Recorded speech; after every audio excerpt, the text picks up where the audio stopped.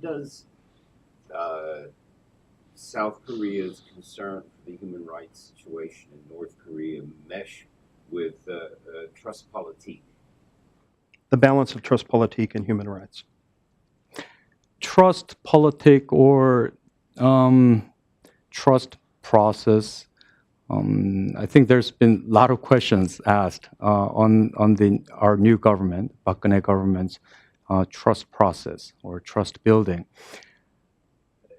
What basically President Park means by this is to suggest that that we have to start from very basic, that there is no trust, and therefore, without trust, what's the point of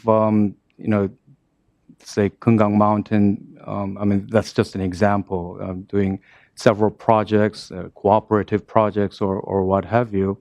That will remain sort of eventful without basic trust. So you need the fundamental trust, and then with that trust, if you're able to, cultivate the Kaesong Industrial Park or Keungang Mountain tourism or other inter-Korean cooperation, then it will mean something that you can build on those towards something larger. But without the trust, fundamental trust, these events or these developments in cooperation will remain very isolated and will not really lead to anything further. And that's been, where Korea's been at for the past, 2 decades or so. So she genuinely wants an improvement in inter-Korean relations, and she genuinely wants stability on the Korean Peninsula.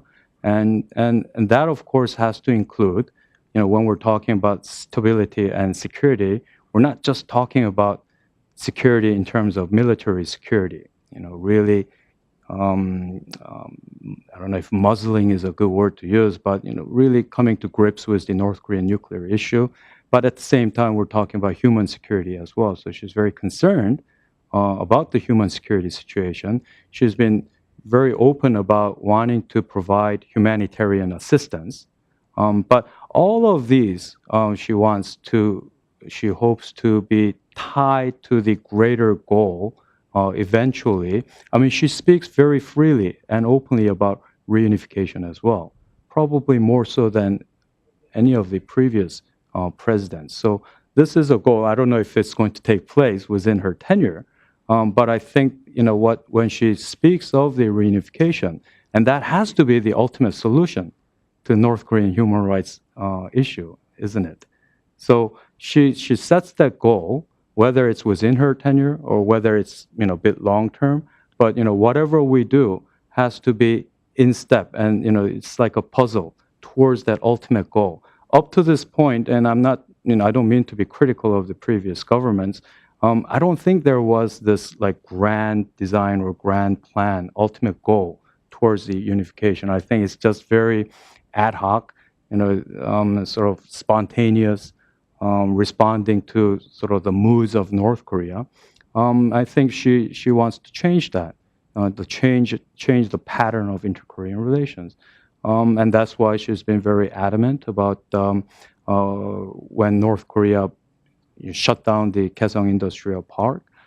She put out certain principles that if those principles are not met, that the Kaesong would not be resumed. Despite North Korea's efforts to somehow tie the family reunion issue with the reopening of the Keungang Mountain, she refused. So, all of this suggests that, she means business when she's talking about principles and fundamental trust. And she doesn't want to do anything without that fundamental trust being established. And hopefully, once those fundamental trust is established, she's hoping that the human rights issue could be dealt with in more earnestly.